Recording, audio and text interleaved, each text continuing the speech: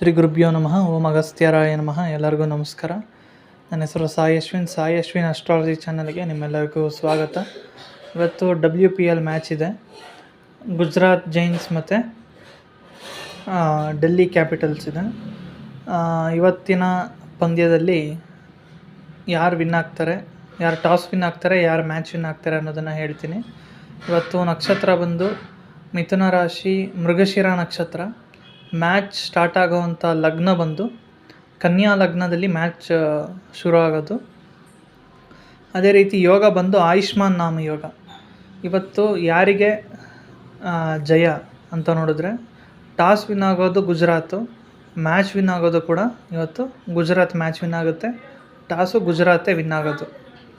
Thank you. ಇವತ್ತು ಚೆನ್ನಾಗಿ ಡೆಲ್ಲಿ ಅವರು ಇವತ್ತು ಬ್ಯಾಟಿಂಗಲ್ಲಿ ಡಾಮಿನೇಟ್ ಮಾಡ್ತಾರೆ, ಚೆನ್ನಾಗಿ ಆಡ್ತಾರೆ. ಸೊ ನಿಮಗೆ ಪ್ಲೇಯಿಂಗ್ 11 ಲೀಸ್ಟ್, ನಿಮ್ಮ ಡ್ರೀಮ್ 11 ಲೀಸ್ಟ್ ಬಂದು ನಾನು ನೆಕ್ಸ್ಟ್ ವೀಡಿಯೋದಲ್ಲಿ ಕೊಡ್ತೀನಿ. Thank you.